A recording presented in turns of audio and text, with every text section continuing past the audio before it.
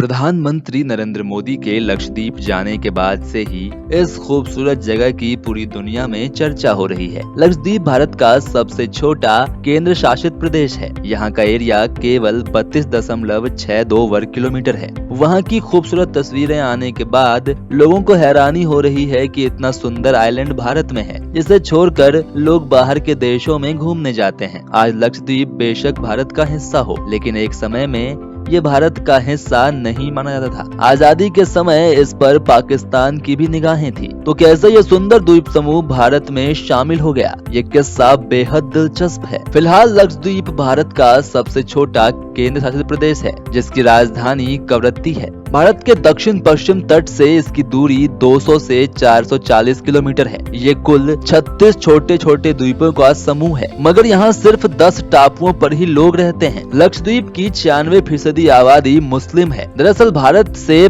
सबसे पहले इस जगह पर मुस्लिमों ने जाना शुरू किया था। साल 2011 की जनगणना के अनुसार लक्षद्वीप की जनसंख्या कुल 64,473 है। आपको जानकर हैरानी होगी कि यहाँ की साक्षरता दर 91.82% है, जो भारत के कई बड़े बड़े शहरों से ज्यादा है। चलिए अब आपको बताते हैं कि लक्षद्वीप भारत का हिस्सा कैसे बना।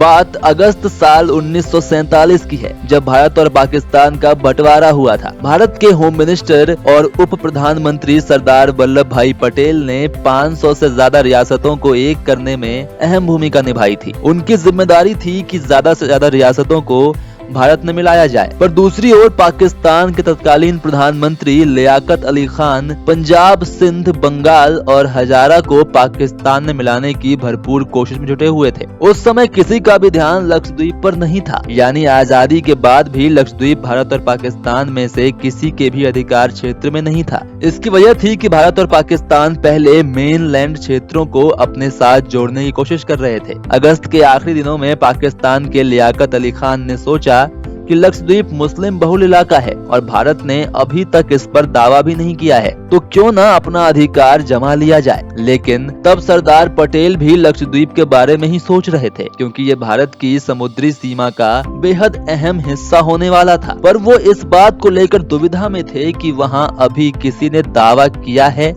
या नहीं। इसी बीच उन्हें पता चला कि पाकिस्तान ने अपना एक युद्धपोत लक्षद्वीप की ओर रवाना कर दिया है। सरदार पटेल हरकत में आए और आरकोट रामास्वामी मुदालियर और आरकोट लक्ष्मण स्वामी मुदालियर को सेना लेकर तुरंत लक्षद्वीप की ओर जाने को कह दिया और निर्देश दिया कि जितनी जल्दी हो सके लक्षद्वीप पर पहुंचकर भारत का राष्ट्रध्वज लहरा दिया जाए। दूसरी ओर पाकिस्तान की फौज अभी रास्ते में ही थी। भारत की सेना पहले लक्षद्वीप पहुंच गई और वहां तिरंगा फहरा दिया। कुछ ही देर बाद पाकिस्तान का युद्धपोत भी वहां पहुंच गया, लेकिन जब वहां भारत का तिरंगा झंडा देखा तो उल्टे पांव वापस लौट गया। तब से लक्षद्वीप भारत का अभिन्न अंग है। जरा सोचिए कि अगर हमारी सेना को आधे घंटे की भी देरी हो जाती तो आज स्थिति कुछ और भी हो सकती थी। आजादी के बाद 1 नवंबर 1956 में लक्षद्वीप का एक अलग केंद्र शासित प्रदेश के रूप में गठन किया गया। तब इसे लक्काद्वीप, मिनिकॉय, अमीनी दीवी के नाम से जाना गया। 1 नवंबर 1973 को नया नाम लक्षद्वीप दिया गया।